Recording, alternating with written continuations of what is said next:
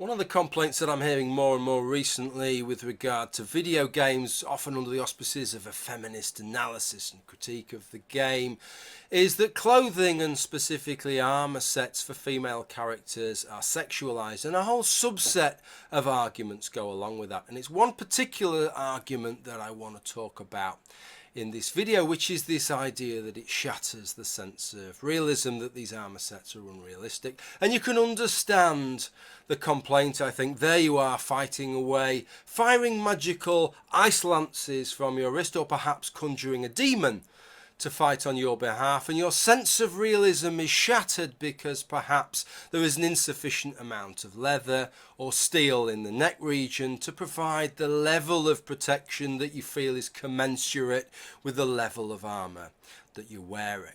So what I propose to do in this video, in an admittedly slightly light-hearted manner, is to critique a set of sexualized female armour and discuss the merits and the demerits of that as a piece of armour, and then to contrast that with 4 pieces of armour that I've selected from the video game World of Warcraft. Now, the 4 pieces that I've selected are resolutely non-sexual, and what I want to consider is whether the realism issues that those pieces of armour have as pieces of armour are greater than the issues that this sexualized piece of armour has as a piece of armour. I draw them from the game World of Warcraft because that is a game that I played for years.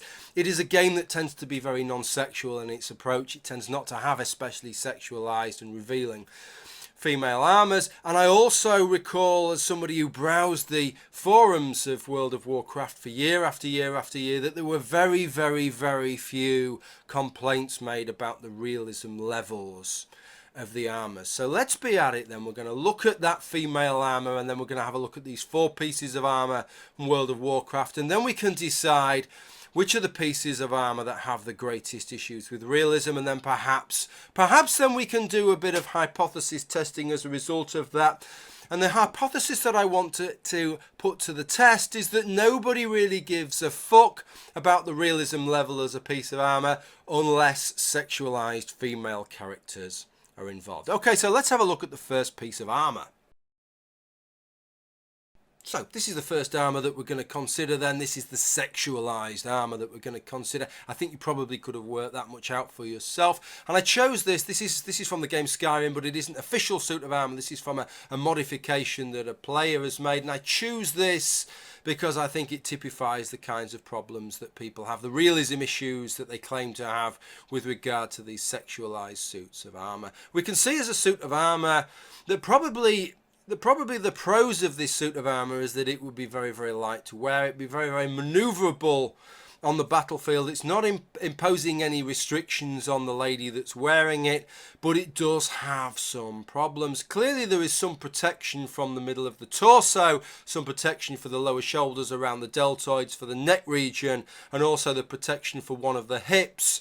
But there are also some severe vulnerabilities, and I think this young lady would be very vulnerable to strikes to the lower torso, or also around the décolletage region, which is the top of the tits, to you and I. So we can see that there are some realism issues with regard to this piece of armour. Although it does have its merits, it would certainly be better than wearing no armour whatsoever. So let's start comparing that piece of armour to our pieces of armour from World of Warcraft. So here's the first piece of armour from World of Warcraft.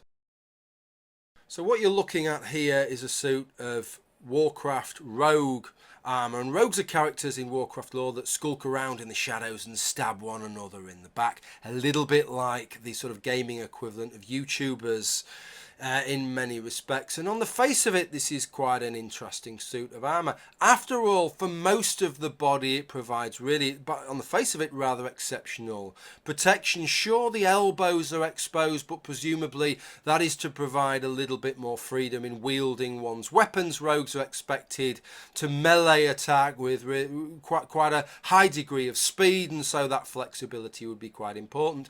My concerns are with the spaulders or shoulder armour. For a start, the spaulders seem very, very large and unwieldy, and I'm sure would weigh the rogue down after a period of time. But my primary concern with these spaulders with regard to realism are these huge great knives that are on them. You know, one way that you could fight successfully in this suit of armour is to remain absolutely motionless and to just allow your opponent to keep striking you with their weapon until they actually fall over out of tiredness or perhaps have a heart attack somewhere along the way. Now, my knowledge of medieval fighting techniques is somewhat limited, but as far as I'm aware, that was not a very common strategy that was employed. The problem is with a suit of armour like this is probably the only strategy that you could employ, because once you abduct your arm above the horizontal plane, the problem with this suit of armour is these huge great daggers end up stabbing you in the neck, which if you've ever done any trauma or medical training, you will know that the jugular and the carotid artery run up and down your neck, and that is a really major issue, because if you sever one of those major vessels, you will bleed to death in a rather short period of time. So whilst on the face of it, this is a rather impressive looking piece of armour that has rather a high degree of coverage, one of the issues is as soon as you make any attempt to defend yourself, you end up fatally stabbing yourself in the neck. Now, I've told you what the pros and cons of that piece of armour is. It's up for you to decide whether that has greater realism issues than the sexualized piece of armour. Let's move on to the next example. So I know what you're thinking when you look at this. I really can't see a problem with this piece of armour, and neither can I. This is a line art helm, which is a steel plate helm which a warrior or a paladin could use. But if you wanted to upgrade this piece of armour and you had the engineering skill and you'd leveled it to the appropriate level, what you could actually do is create for yourself a pair of goggles such as these, which actually have a higher armour rating than the helm that I've just shown you. But I don't actually even want to consider those goggles. What I want to consider is this monocle, which provides excellent armour for a shaman or a hunter who would traditionally wear mail. This is the fiery beholder eye of stamina. It is not without its merits. After all, look at the design. It is clear that a great deal of attention has gone into providing peerless protection for the right eye, and against the right opponent, this might be just the most perfect piece of head armour that you could possibly wear. If you were fighting somebody who is very, very accurate with a sharp, pointy weapon and was determined to strike you in your right eye, the left eye simply won't do. They have to strike you in the right eye. Then I think this would be a marvellous piece of armour. But against any other type of weapon, against any other type of opponent, you can see the weaknesses within this piece of armour. It's almost as if the designers of this piece of armour, they've invested so much time, so much of their efforts in trying to maximise the armour for the right eye, that they've seemingly completely forgotten about providing any coverage whatsoever for the rest of the head. So that's the pros and the cons for this piece of armour. What I ask you to do is to consider this piece of armour alongside the sexualized piece of armour, and to work out which one of these piece of armours you think is the most and the least realistic. Let's have a look at the next example now.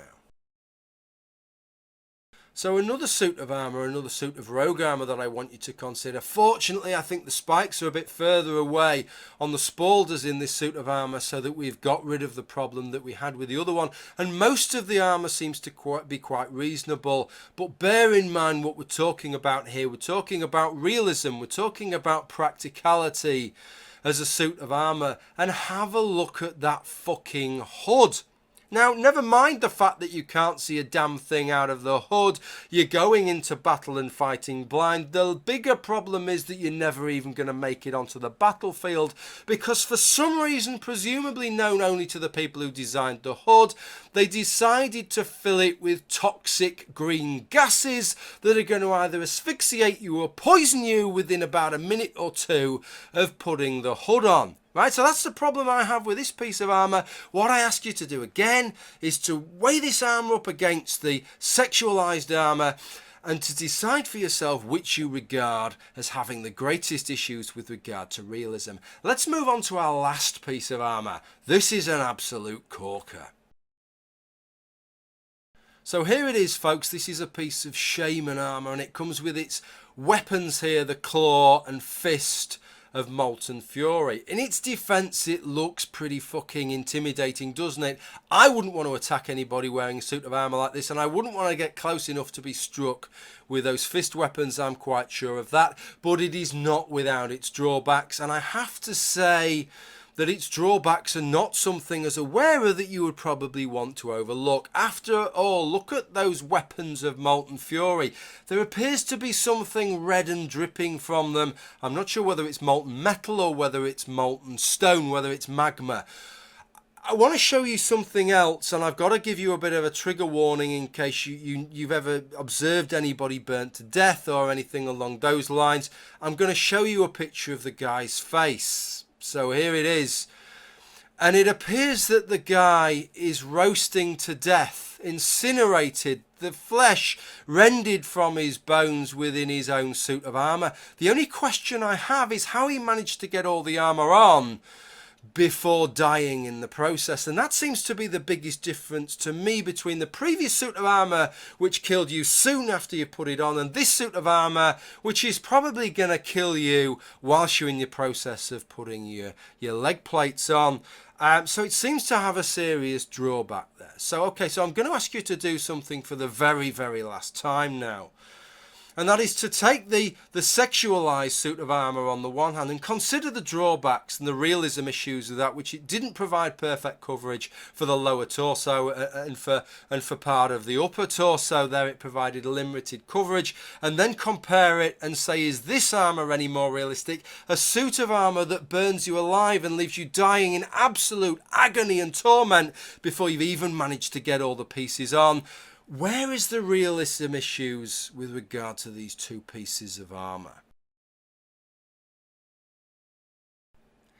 Okay, so I've given you a few seconds to consider all of that in the real hope that you've arrived at the same conclusion that I have, which is when you have a piece of armour that stabs you in the neck fatally as soon as you lift your arm up to defend yourself, or a monocle that apparently provides more protection for your head than an entire steel plate helm, or a suit of armour that poisons you with toxic gases as soon as you finish putting it on, or a suit of armour that roasts you alive before you've even finished putting it on. Those are the pieces of armour that have the real problem with regard to realism compared to the sexualized piece of armour.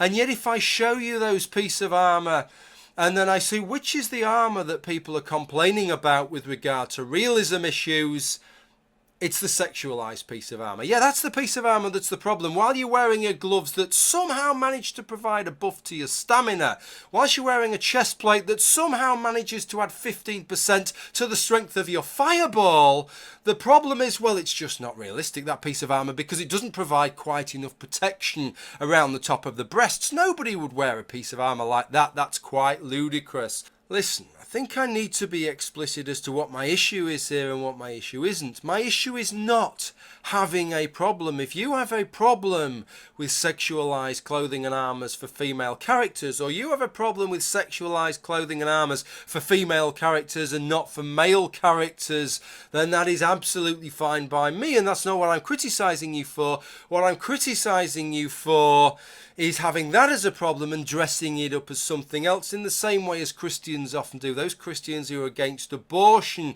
and we know why they're against abortion. They're against abortion because they regard it as being against their faith.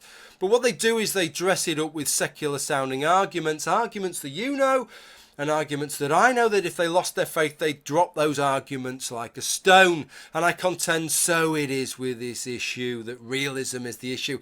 Realism left the building a long, long time ago, ladies and gentlemen here. Realism is not at stake here. What is at stake here is the sexualization of female characters. And if that is an issue, then please, please leave it at that. and argue it on its own merits and not as a function of something else. What I would like to see, because I do want to make games more inclusive of everybody, is to perhaps have these things toggleable. You can see from the work in modding communities, from those games that allow mods to be quite easily made, that actually people with talent can design these armor sets at a very, very high degree. And modify armors to make an armor that isn't revealing look a lot more revealing with quite a simple and trivial amount of effort in many ways. So what about have them toggleable within the game? If you're a games publisher or a games developer and you intend to include these kinds of things for male and female characters, rather than alienate anybody by including them, and rather than not provide that incentive to purchase by not including them, why not have them as toggleable options for both male and both female, and if there is a market out there, male characters as well? Well, that's where I want to leave this one. If you have anything to add to this, any comments to make, either with the argument that I made or the suggestion that I've made at the end, please leave a comment below. Thank you for watching. Bye for now.